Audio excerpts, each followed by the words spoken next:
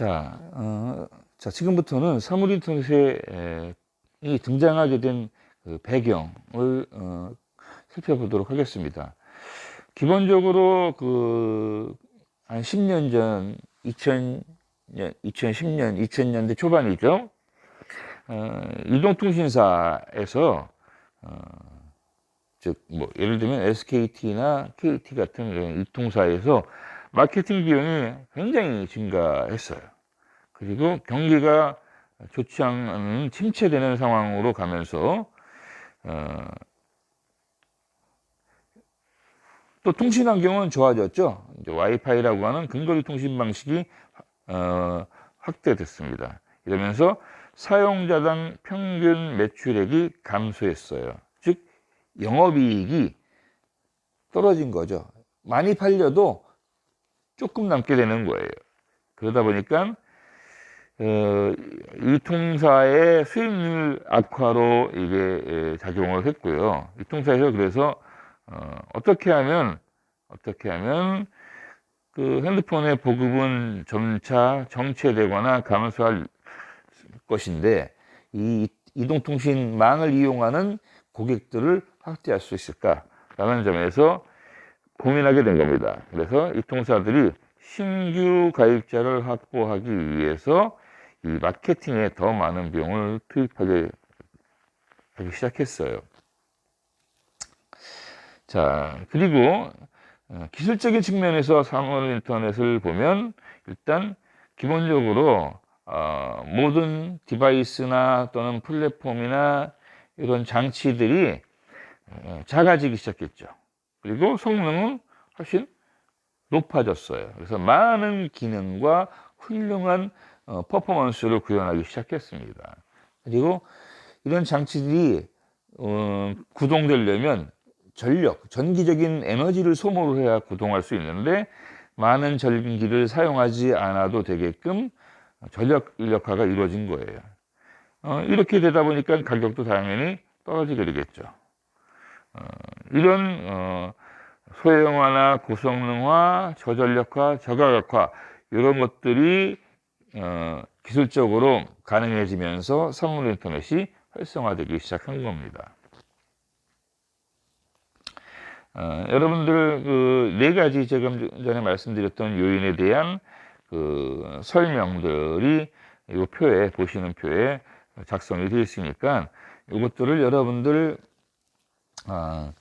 본 강의 끝나고 심화학습 시간에 좀 정리를 해 두실 필요가 있겠죠. 자, 그 다음에 이제 기존의 사물 인터넷이라는 것은 1990년대에 이렇게 아이디어가 나와서 쭉 발전을 했지만 이제 새로운 관점이, 왜냐하면 좀 더 효율성을 높이고 여러 가지 다양한 부분에서 이렇게 해야 하기 때문에 새로운 관점이 적용되기 시작했는데, 그것이 뭐냐면 컨텍스트를 갖는, 즉 의미를 중심으로 하는 플랫폼입니다. 컨텍스트 플랫폼이죠. 자, 사물이 그냥 네트워크, 인터넷에 연결됐다, 이런 개념은 큰 의미가 없어요. 그래서 연결된 사물이 나에게 맞는 맞춤형 서비스를 제공할 수 있어야지 좋겠죠. 그래서 라이트타임, 즉시 뭔가를 경험할 수 있는 라이트타임 익스페리언스가 제공되었을 때 그 소비자의 만족도는 높아지고 또 소비자가 그 서비스를 이용해서 새로운 가치를 발견할 수 있게 되는 거죠.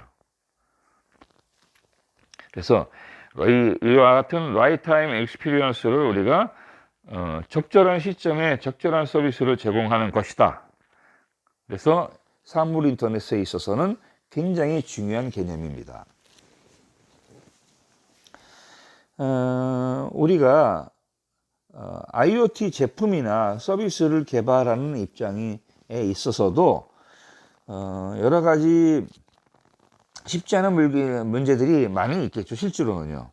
그러나 사물을 만들어서 그 사물을 인터넷에 연결시키는 그런 단순한 그 연결만이 아니라 언제, 그 다음에 무엇을, 즉 사용자, 수요자의 니즈를 파악을 해서 그 사람이 원할 때 즉시의 서비스를 제공할 수 있도록 하자는 개념이 굉장히 중요해진 거예요. 이걸 우리가 컨텍스트 플랫폼이라고 하고, 이와 같은 그런 서비스를 라이프타임 익스페리언스라고 하는 겁니다.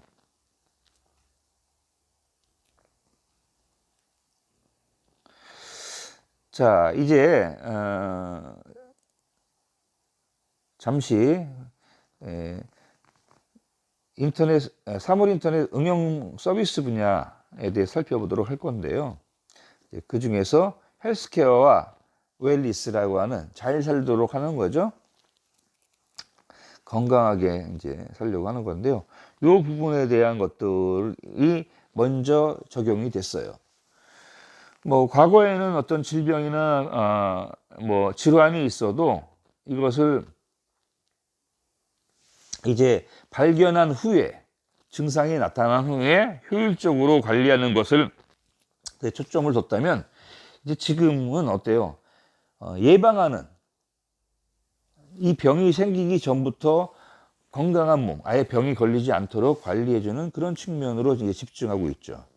이와 같은 부분에 대한 서비스를 우리가 통칭해서 헬스케어라고 합니다.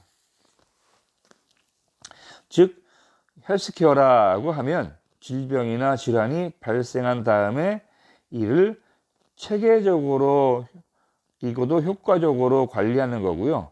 웰리스라는 개념은 사전에 미리 질병이나 질환의 발생을 예측하거나 예방하는 거예요. 그래서 일단 이전까지는 헬스케어에 중점을 뒀다면, 이제는 웰리스라고 하는 서비스를 같이 추가해서 헬스케어 부분에서 같이 소화를 하고 있는 겁니다. 자, 헬스케어와 웰리스 하면 공통점은 뭐냐면, 지속적으로 다양한 유형의 신체 상태를 측정을 해서 변화했어요. 이 변화가 완만하면, 서서히 변화하면 뭐 크게 유의하지 않아도 되겠지만, 급격한 변화가 있다 하면 뭔가 건강에 이상이 있는 것이 아닌가라고 살펴봐야 되겠죠. 이제 헬스케어나 웰리스는 그런 점에서 공통점을 갖고 있고요. 차이점이 있다면, 헬스케어는 질병이나 질환의 치료를 위한 행위를 말하고요. 웰리스는 평소에 건강 상태를 유지하기 위한, 그런 건강한 상태를 지속시켜주기 위한 행동에 집중을 하는 겁니다.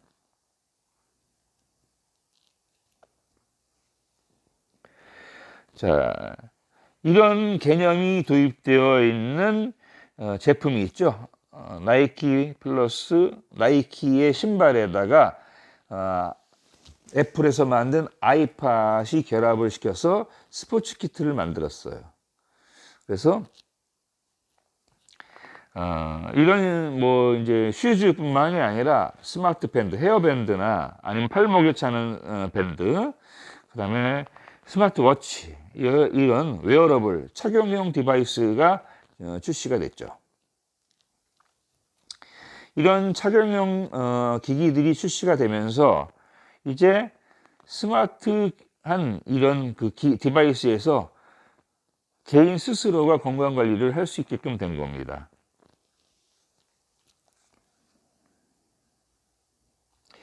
자, 그 다음에 스카나두에서 만든 스카우트라는 기기가 있어요. 이것은 이 제품, 그림 화면에 보이시는 이 제품을 약 10초 정도만 머리에 있는 관자놀이라고 하는 부분이 있죠. 여기에 10초 정도가 되고 누르면 체온이나 심박수, 그 다음에 혈중에 녹아있는 헤모글로빈 농도, 이게 이제 농도가 얕아지면 빈혈 생기고 이러니까요. 그 다음에 심전도, 그 다음에 맥박의 흐름, 이런 것들을 측정할 수 있는 기계를 만들었어요. 그러니까 개인이 평소에 병원을 가지 않고 또 병원을 가야지만 받았던 서비스를 개인이 집에서 스스로 할 수 있게 된 거죠. 자, 이런 게 있고요. 그다음에 이제 애플에서 만든 헬스킷, 또 구글에서 만든 구글 핏이라는 게 있습니다. 이 애플의 헬스킷은 개인의 건강 정보를 실시간으로 수집해서 이전 데이터와 비교를 하고 특이사항이 발생하거나 또는 평균적인 그런 건강 상태의 그 기준, 가이드라인을 벗어났을 경우에 경고를 해주는 것으로 끝나는 것뿐만 아니라 연결되어 있는 주치하고 원격 진료를 연결해주는 그런 플랫폼입니다.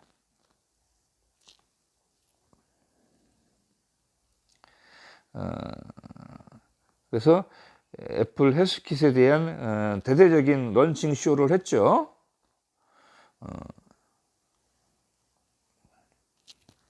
자, 우리나라 삼성전자에서도 세미라고 하는 삼성 아키텍처 멀티모달 인터페이스라고 하는 세미라고 하는 플랫폼을 만들었어요.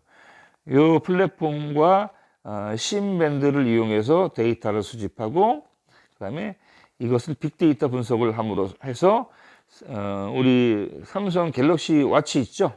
스마트워치의 S 헬스 또는 스마트폰의 SS라고 하는 어플리케이션과 연동시켜서 종합적인 헬스케어를 할 수 있는 그런 플랫폼입니다. 이 심밴드에는 여러 가지 다양한 종류의 센서를 부착을 해서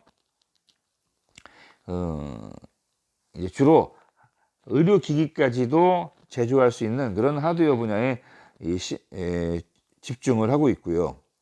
이렇게 하니까 이제 전 세계적으로 최고의 기술력을 우리 삼성전자에서 보유하고 있다고 인정을 받고 이 기술력을 바탕으로 다양한 데이터를 수집을 해서 수집된 데이터를 수집하는 데 그치는 게 아니라 빅데이터 분석을 해서 사용자가 원하는 그런 서비스를 제공할 수 있게끔 한 거죠. 근데 여기 이런 플랫폼, 소프트웨어 플랫폼 또는 하드웨어 플랫폼에서 다양한 서비스를 구동하기 위한 운영 체제가 필요한데 이것을 아쉽게도 삼성에서 개발한 OS를 사용하지 못하고 안드로이드 OS를 사용하고 있죠. 세계적으로 삼성전자는 아직은 소프트웨어를 잘한다 라기보다는 하드웨어를 잘한다 이런 인식이 강한 거죠. 자, 그 다음에 스마트홈 서비스가 있어요. 스마트홈이라고 하는 것은 가정에 있는 사물, 즉 TV나 냉장고, 뭐 아니면 조명 이런 것들, 아니면 공기청정기 이렇게 환경적인 부분까지도 지속적으로 모니터링을 해서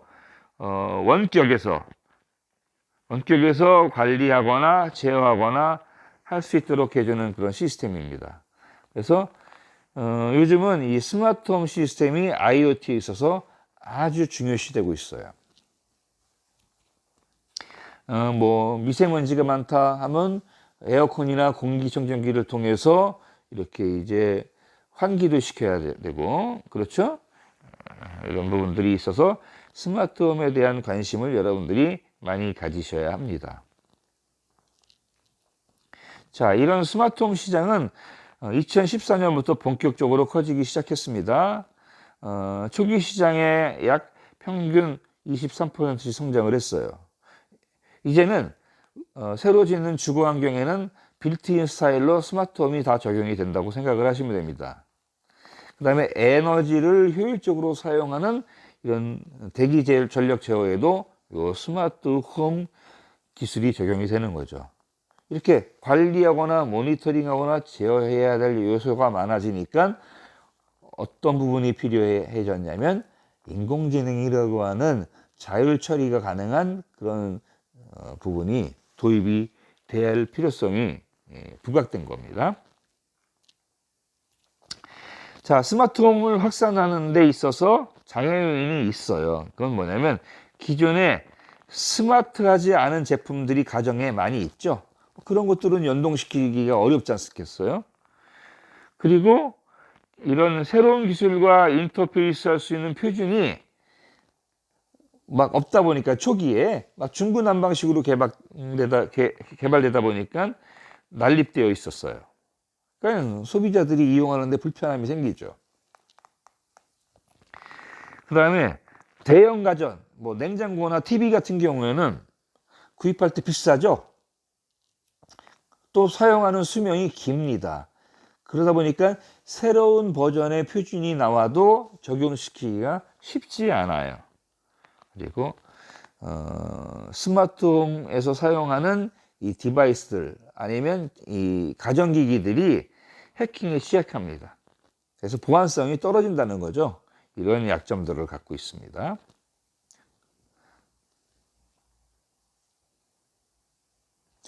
자, 이상으로 1주차 1차 시 3월 인터넷 개요에 대한 강의를 모두 마치고자 합니다. 여러분 이제 별도로 만들어 드린 심화학습 과정을 통해서 한번 학습하신 내용들, 현재까지 학습하신 내용들을 정리하는 시간을 가졌으면 합니다. 자, 여러분 수고하셨습니다.